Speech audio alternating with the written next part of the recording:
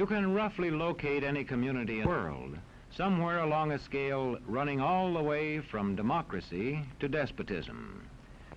One to the democracy end, another somewhere in the middle, and a third.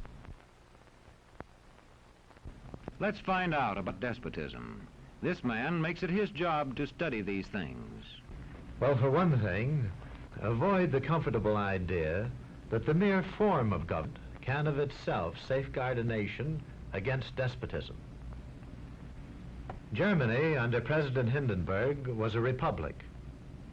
And yet in this republic, an aggressive despotism took root and flourished under Adolf Hitler. When a competent observer looks for signs of despotism in a community, he looks beyond fine words and noble phrases. For which it stands, one nation, indivisible, with liberty and justice for all. Many observers have found that two workable yardsticks help in discovering how near a community is to despotism: the respect scale and the power scale. A careful observer can use a respect scale to find how many citizens get an even break. As a community moves towards despotism, respect is restricted to fewer people.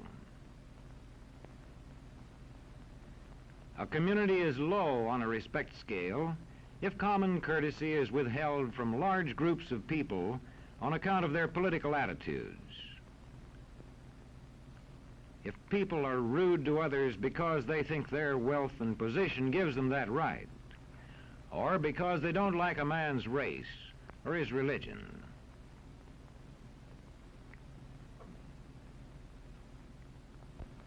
Equal opportunity for all citizens to develop useful skills is one basis for rating a community on a respect scale.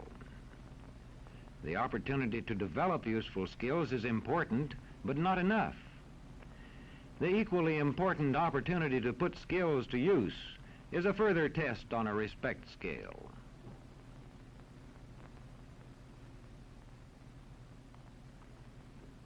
A power scale is another important yardstick of despotism. It gauges the citizens' share in making the community's decisions. Communities which concentrate decision-making in a few hands rate low on a power scale and are moving towards despotism. Like France under the Bourbon kings, one of whom said, "The state, I am the state." Today, democracy can ebb away in communities whose citizens allow power to become concentrated in the hands of bosses. What I say goes, see? I'm the law around here. The test of despotic power is that it can disregard the will of the people.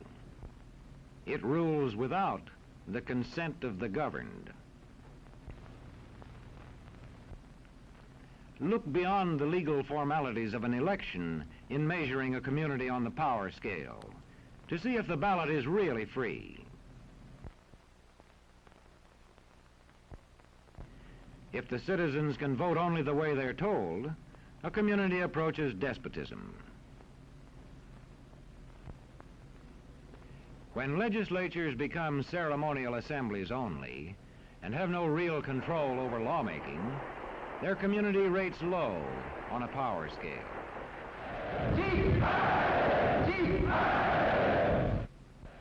In a downright despotism, opposition is dangerous, whether the despotism is official or whether it is unofficial.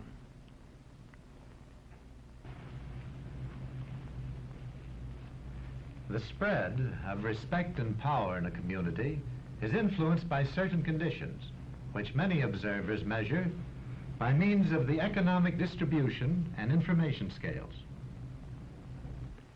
If a community's economic distribution becomes slanted, its middle-income groups grow smaller, and despotism stands a better chance to gain a foothold. Where land is privately owned, one sign of a poorly balanced economy is the concentration of land ownership in the hands of a very small number of people. When farmers lose their farms, they lose their independence. This one can stay on, but not as his own boss anymore. To the extent that this condition exists throughout a nation, the likelihood of despotism is increased. In communities which depend almost entirely on a single industry, such as a factory or mine, maintaining economic balance is a challenging problem.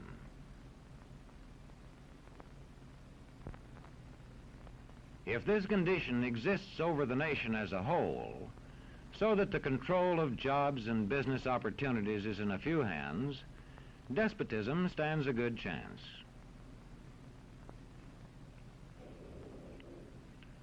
Another sign of a poorly balanced economy is a taxation system that presses heaviest on those least able to pay. A larger part of a small income is spent on necessities such as food. Sales taxes on such necessities hit the small income harder. In the days of the salt tax, feudal despotisms were partly sustained by this and other effects.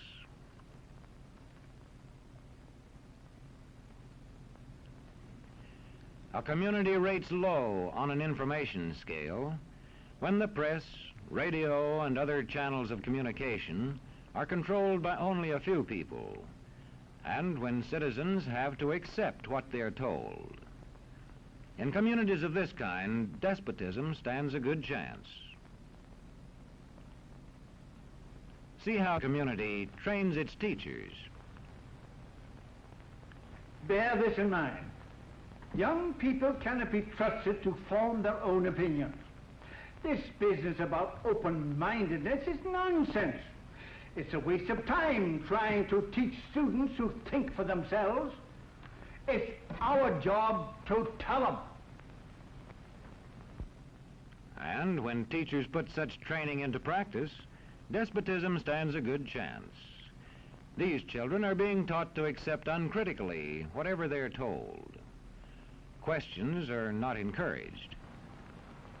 How can you ask such a question? Have you got a textbook? Yes, ma'am. Does it say here that our law courts are always just? Yes, ma'am.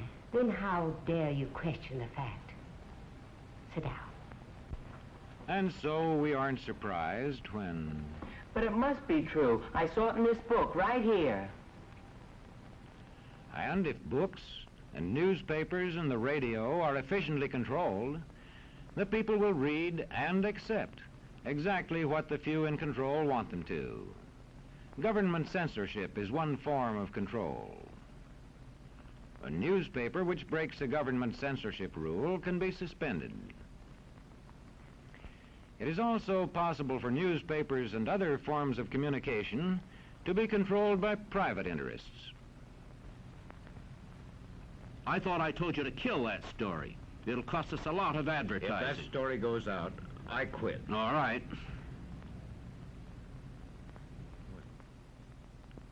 What sort of community do you live in? Where would you place it on a democracy-despotism scale? To find out, you can rate it on a respect scale and a power scale.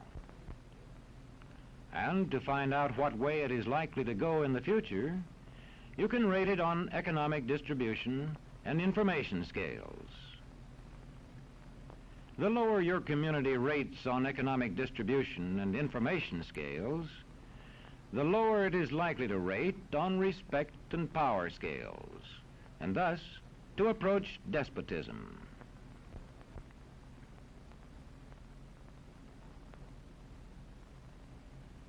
What happens in a single community is the problem of its own citizens. But it is also the problem of us all, because as communities go, so goes the nation.